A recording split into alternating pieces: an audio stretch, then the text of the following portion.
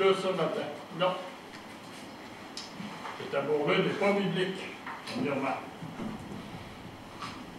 Ça fait que ce matin, j'ai une petite histoire à vous conter avant d'entrer dans le vif du sujet. Vous savez, il y avait un jeune prédicateur, ça faisait des années qu'il avait étudié, qu'il avait été avec des vieux de la vieille dans l'évangélisation et ça, puis il prêchait correctement. À un moment donné, il était dans un petit village, et le petit village où il était faire une prédication, il était invité à faire la prédication, et il a fait la prédication, tout le monde était content, tout le monde était heureux, tout le monde là-bas chez eux. Mais, il y avait quelqu'un qui avait été touché par sa prédication.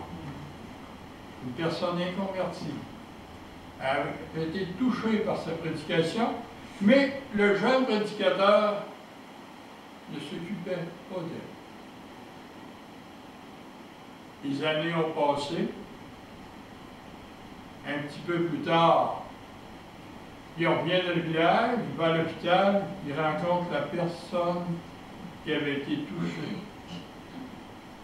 Et sur ses dernières paroles, en mourant, il lui a dit, « Je voulais savoir, mais tu m'as rien dit. » Et il est mort sur ces paroles-là. Ça, c'est pour vous introduire ce matin dans ce message-là de 1 Corinthiens 13, les 13 versets de 1 Corinthiens 13, que si vous n'avez pas l'amour de Dieu en vous,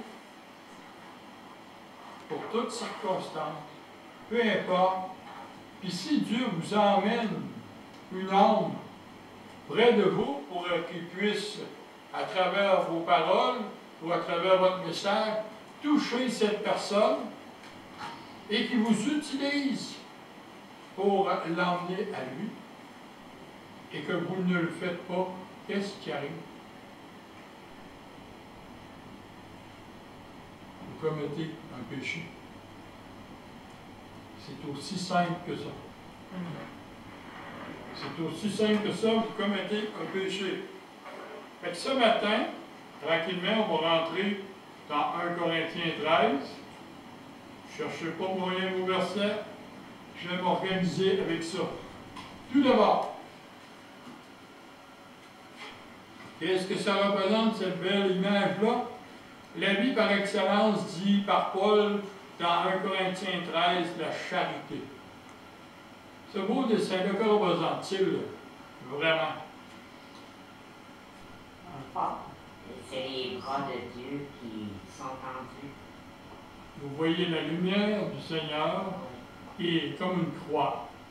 Vous voyez un phare pour nous guider et vous voyez des bras tendus pour nous recevoir. Malgré en avant du phare, en avant des mains, vous voyez une belle tempête. Fait que Dieu est toujours là dans les tempêtes et peu importe ce qui arrive. Et je tenais cette image-là parce que l'apôtre Paul est en train de dire à ses contemporains qu'il y aura beau avoir n'importe quoi, n'importe quelle tempête, n'oubliez jamais que vous avez un phare, que vous avez la lumière et que vous avez les bras tendus qui viennent de Dieu. Ça ne vient pas de n'importe qui, là. Ça vient de Dieu. Donc, on va parler dans Corinthiens 13, je l'ai divisé en 3 parties. La première partie, ça va être les 3 premiers versets qui nous disent « Quand je parlerai les langues des hommes et des sages, si je n'ai pas la charité, je suis un airain qui résonne ou une cymbale qui retentit. Et quand j'aurai le don de prophétie, la science de tous les mystères et de toute la connaissance, quand j'aurai même toute la foi jusqu'à transporter des montagnes, si je n'ai pas la charité, je ne suis rien.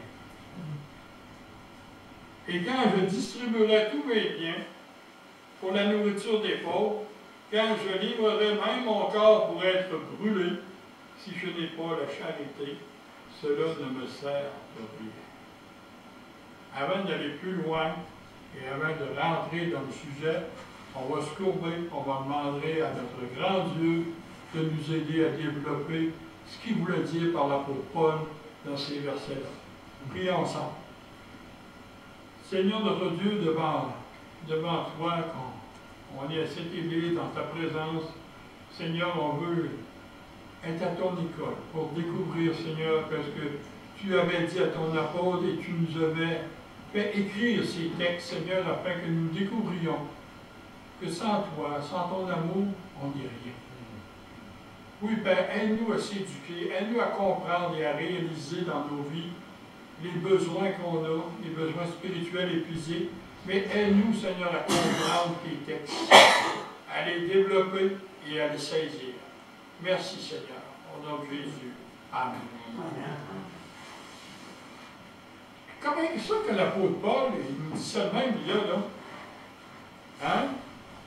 L'apôtre Paul, il nous tape ça, il nous dit, hey, les amis, vous n'avez pas voir des dons, vous n'avez pas voir n'importe quoi. Mais si vous n'avez pas l'amour de Dieu, il n'y a rien. Il n'y a rien. Pourtant, cette charité, c'est quoi et de quoi est-elle composée? Quand nous sommes enfants de Dieu, n'est-ce pas? Alors, c'est quoi?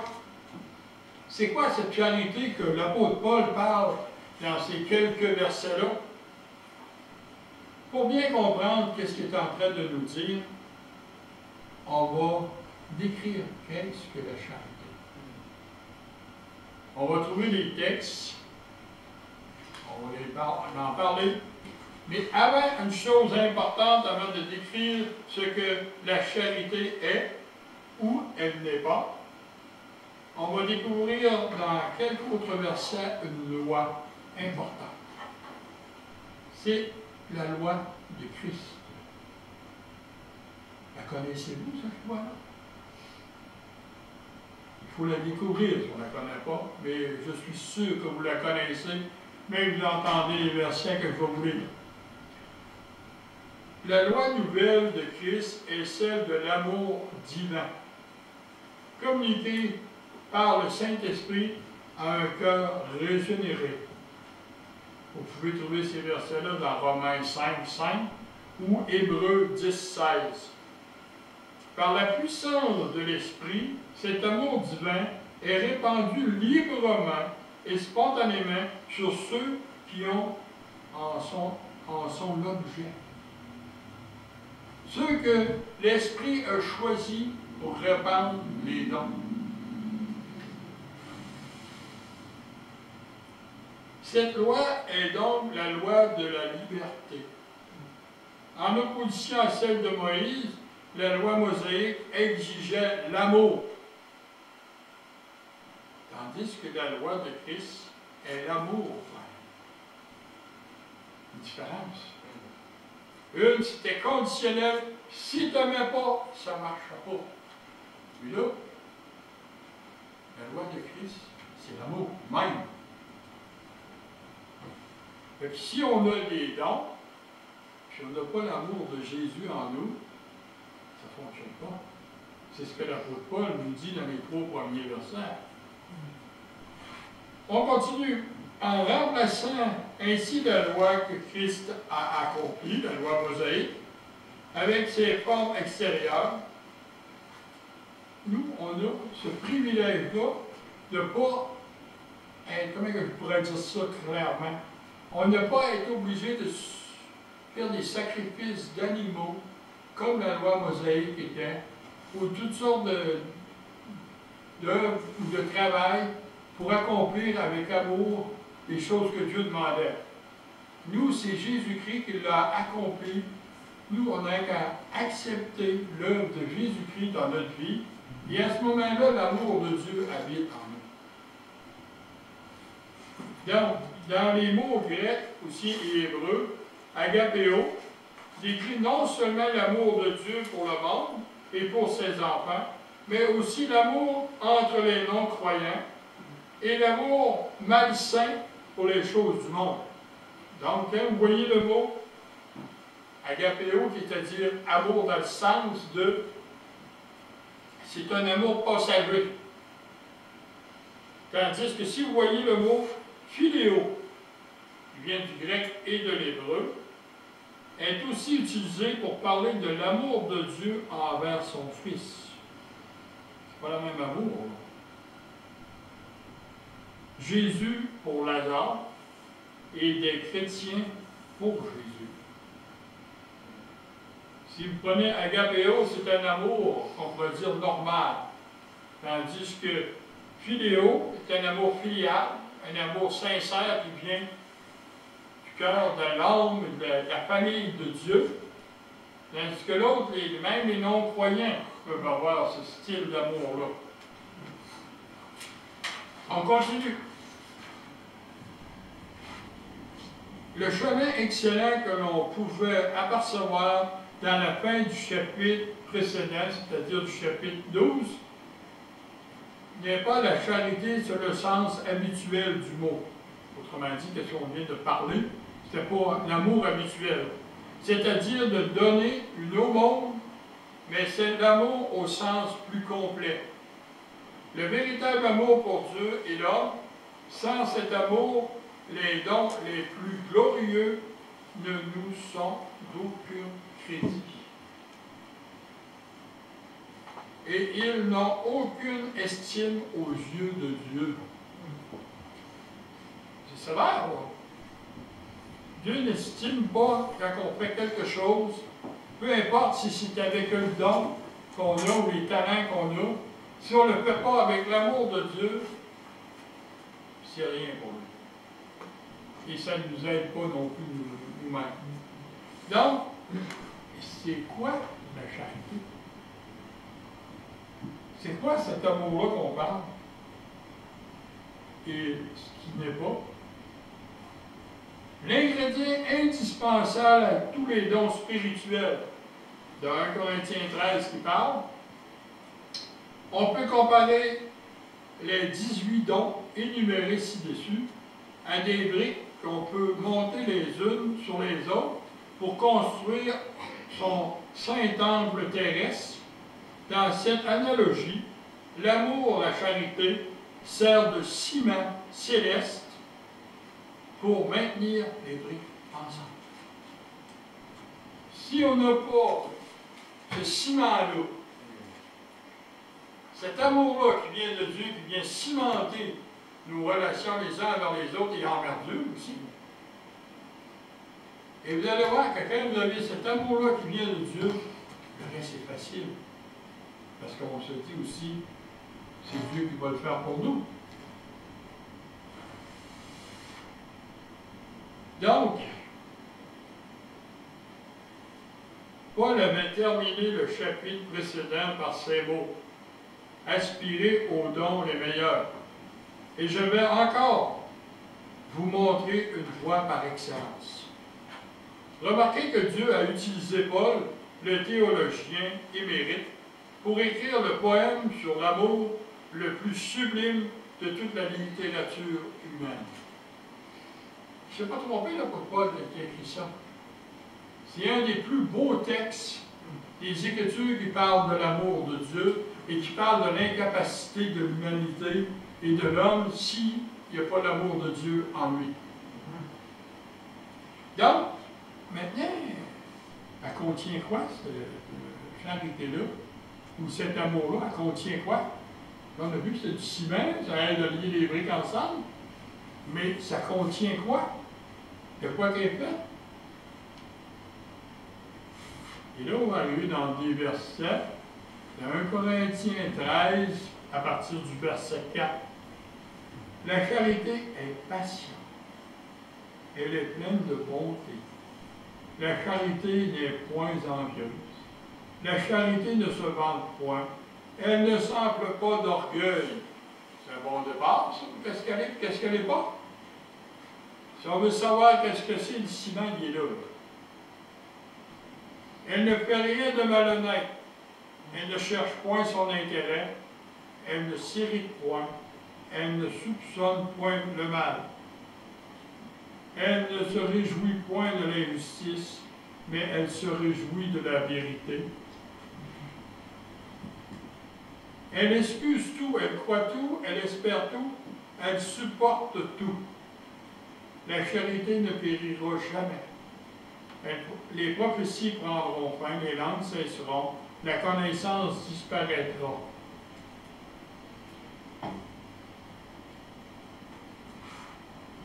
Vous savez que c'est pas automatique.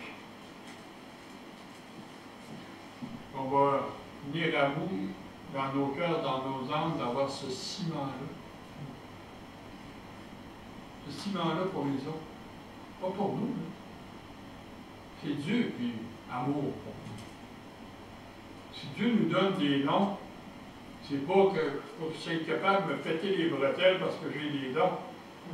Ces dons-là sont pour les autres. Ils sont pour son Église. Puis quand les gens manquent d'amour dans l'Église, ils manquent dans les dons, ça nuit à l'œuvre de Dieu dans l'Église. C'est assez important de le réaliser, que même si vous êtes bien, vous êtes correct, tout est beau, mais si vous n'avez pas l'amour de Dieu pour son Église, ses enfants, ça sert à rien. Comment que vous feriez, donnerez tout votre argent, vous brasserez tout, ça ne donne à rien. Il faut que l'amour de Dieu soit là, présent, qui garantit, lui, le succès de ces dons qu'il vous a donnés. Donc, c'est pas automatique. Ça ne vient pas tout seul. On a besoin d'aide. Pourquoi qu'on a besoin d'aide? On va regarder pourquoi. Croyez-vous qu'on est limité? Oui ou non? Oui. J'ai l'impression d'être seul. On n'est pas limité. Oh oui, on est limité. On est limité. On n'est pas limité si Dieu conduit tout de nous. Mais par contre, regardez bien. Oups, est-ce que je suis rendu? OK, c'est bon. Nous connaissons en partie. Première petite limite. Et nous prophétisons en partie. Notre petite limite. Mais quand ce qui est parfait sera venu, ce qui est partiel, notre Seigneur Dieu disparaîtra. Les choses qu'on ne connaissait pas, qu'on ne savait pas dans nos limites, bien, le Seigneur il est venu colmater ces fuites-là qu'on avait besoin d'être colmatées afin d'être capable de travailler avec lui correctement. Lorsque j'étais enfant, je parlais comme un enfant, je pensais comme un enfant, je raisonnais comme un enfant, et lorsque je suis devenu homme, j'ai fait disparaître ce qui était de l'enfant. Aujourd'hui, nous voyons au moyen d'un miroir, d'une manière obscure. Mais alors nous verrons face à face.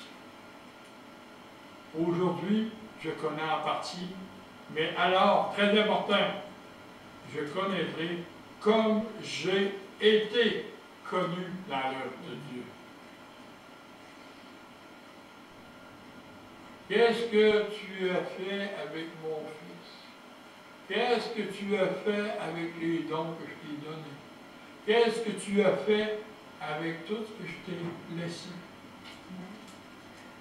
Je t'ai laissé le plus grand amour qu'il n'avait pas. Mon fils était à la croix par amour, et moi je t'ai gracié par amour, que le Seigneur nous dit. Mais il faut comprendre les versets qu'on vient de regarder. Il faut bien les comprendre. Parce que, n'oubliez pas qu'on est encore dans notre temple sur la terre. Et ce boulet-là qu'on traîne, il y a tous les attraits de l'ennemi. Et il ne faut pas donner de chance à l'ennemi parce qu'on devient encore plus limité. On tombe dans l'obscurité, on tombe qu'on ne reconnaît pas. Puis c'est très facile. Ne vous imaginez pas. Maintenant, donc, ces trois choses demeurent: la foi, l'espérance, la charité. Mais la plus grande de ces choses, c'est la charité. Pourquoi que le Seigneur dit ça? Pourquoi que l'apôtre Paul, dans son texte, il a écrit ça? La plus grande, c'est la charité. On va le découvrir. Le Seigneur a tout mis dans l'amour, dans la création. Dans la création de l'homme et de la femme. Dans la création des prophètes. Dans la création de son peuple. Dans la création de son Église. Il a tout mis l'amour qu'il y avait. Et même au-delà de ce qu'on peut comprendre et penser. Le Seigneur a été au fond dans toutes choses. Il n'a pas fait les choses à moitié. Il n'a pas dit, ben regarde, François m'a sauvé un bout, là, t'en fais un bout toi aussi. Non, non. Le Seigneur, il a tout fait. Il ne fait pas les choses à moitié. Donc, dans la conclusion sur ce texte, un beau petit verset, quelques petits versets intéressants, qui nous aident à comprendre un petit peu la situation.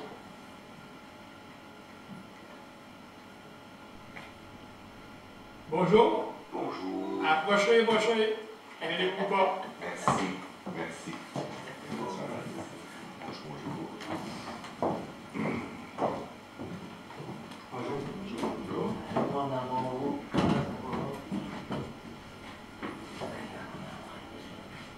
Vous êtes en train de réjouir un cœur comme vous autres. Justement, on parle d'amour un matin. Donc, il y a quelques versets qui peuvent nous aider à comprendre le texte de 1 Corinthiens 13. C'est Éphésiens 2:8. On commence par ce texte-là. Car c'est par la grâce que vous êtes sauvés par le moyen de la foi, et cela ne vient pas de vous, c'est le don de Dieu. Pourquoi? La réponse, c'est le verset suivant. Ce n'est point par les œuvres, afin que personne se glorifie. François, il ne peut pas vous dire un matin, il dit que sans l'œuvre de Dieu dans sa vie, il sera bon pour vous prêcher quelque chose le matin. Mais non, on oublie ça. C'est parce que Dieu a fait son œuvre que je peux faire ça. Car nous sommes son ouvrage, n'oublions pas ça. On a été créés, travaillés par Dieu lui-même, ayant été créés en Jésus-Christ pour de bonnes œuvres que Dieu a préparées d'avance afin que nous les pratiquions. Et ça, c'est important. On lit que ce n'est pas par les œuvres. Pourquoi? Il ne veut pas qu'on se glorifie d'avoir gagné notre salut. C'est clair et net. Parce que sans ça, on sera orgueilleux. Hey, moi, je l'ai gagné, mon salut, tout ça. Mais c'est pas ça. Puis l'amour de Dieu vient de cette façon-là aussi. Donc, dans son amour, Dieu a pris le temps de préparer des œuvres. Il voudrait mieux lui demander celle qu'il a préparée pour nous,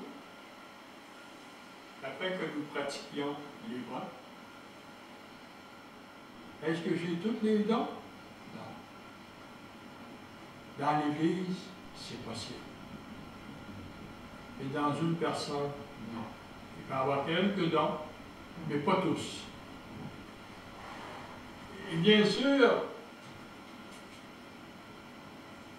si les gens pensent qu'ils ont quelque chose déjà là, ils se trompent.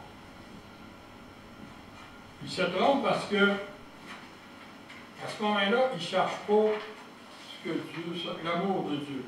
L'amour de Dieu, pour nous autres, il était-il, comment il dirait ça? Est-ce que Dieu disait, hey, je les ai eus? Non.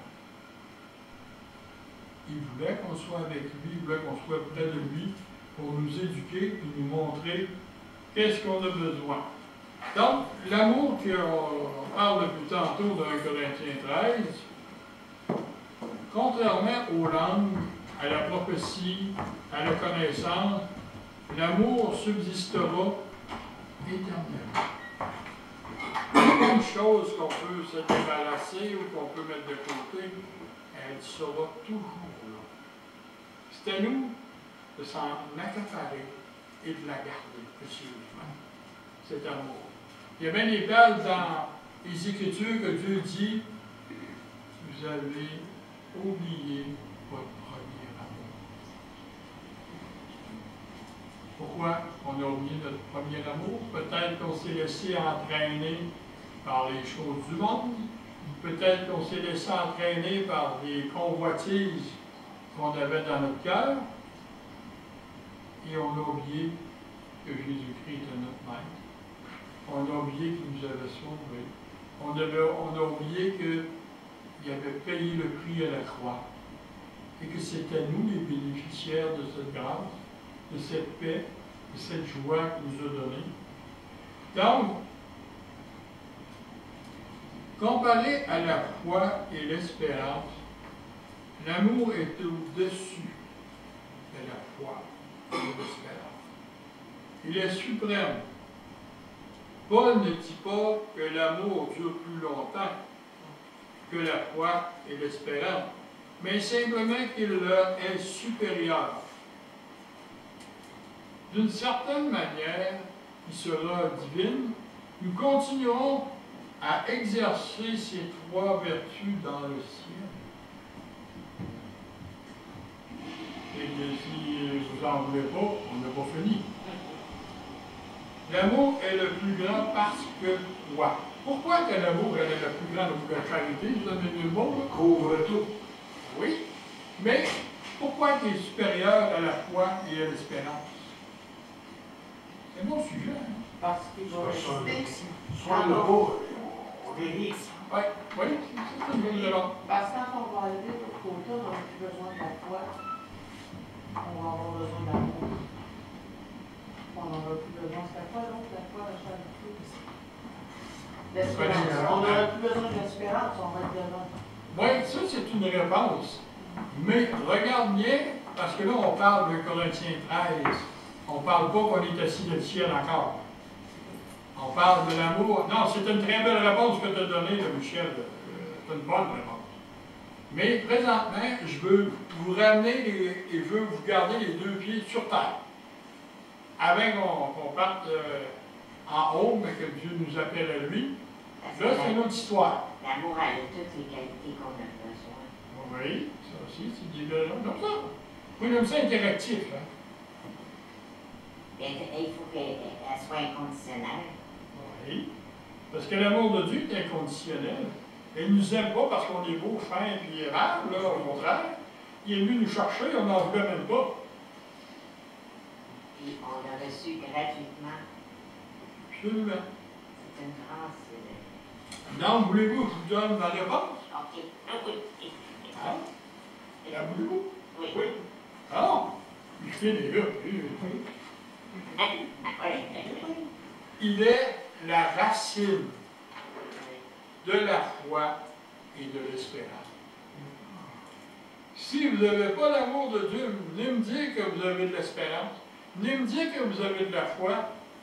Si vous n'avez pas l'amour de Dieu, c'est Dieu qui donne, par son amour, la foi et l'espérance. Puis en plus, il est orienté vers autrui. Pas orienté vers moi, mais l'amour pour moi, en bouche humaine, pas de problème. Et aimer les autres, c'est un autre petit pire de manque. Alors que la foi et l'espérance sont essentiellement personnelles. Personne ne peut dire, as-tu vraiment la foi en Dieu, oui? Non, personne ne peut me dire ça. Tu espères-tu vraiment ce que tu dis là? On ne peut pas deviner qu'est-ce que les autres ont dans le cœur. Mais l'amour qu'on donne autour de nous, et se répand autour de nous, on peut voir les réactions des gens qui vont se passer. Parce que c'est pour les autres. Puis la troisième chose que ça, elle est l'essence même de Dieu. C'est de l'amour divin qu'on parle. C'est de Dieu cet amour-là. L'amour de Dieu à la croix. Oui. Et le dernier verset, on va finir pile. 11h30, tout le monde va être content. Je suis le cep, vous êtes les serments. Celui qui demeure en moi et en qui je demeure porte beaucoup de fruits, car sans moi, vous ne pouvez rien faire. Vous ne pouvez rien faire. Même les gens là, que j'ai partagé quelques années avec Mme Latour, on était dans les prisons, on était dans les écoles, on a parlé du suicide, on a parlé de toutes sortes de choses. Il y a même des gens qui nous disaient « j'ai même pas été capable de me tuer ». Ils voulaient se suicider. « J'ai même pas été capable de me tuer, Dieu m'en a empêché. » On lit de ça des fois, mais quand on parle, il y a eu des accidents que j'ai vus, des fois comme secouriste, quand j'ai été secouriste. J'ai vu des accidents à un moment donné, là. Le char, il n'y avait plus de char, tu n'étais même pas capable de reconnaître la marque du char. La personne n'avait même pas une grappin. Donc, un petit grappin, il n'y a pas de char, la personne est morte. C'est qui décide à ce moment-là? C'est pas nous. C'est Dieu qui décide. La plupart des personnes vont dire « j'ai ma destinée dans les mains ». Oui, je pense l'avoir ta destinée dans les mains. Mais un jour où tu attrapes un rhume de cerveau, il n'est même pas capable de l'empêcher de l'avoir, le rhume de cerveau. Il est obligé de vivre avec. C'est rien qu'un rhume de cerveau. Imaginez-vous le reste que Dieu peut contrôler. Hein? Fait que je vais vous laisser là-dessus. N'oubliez jamais que si vous avez un don, n'oubliez pas qu'il n'est pas pour vous, il est pour les autres. Il faut vous pratiquer ce don-là avec beaucoup d'amour, j'ajouterais en plus, beaucoup de patience et de prendre beaucoup de temps. On a fini mon épouse.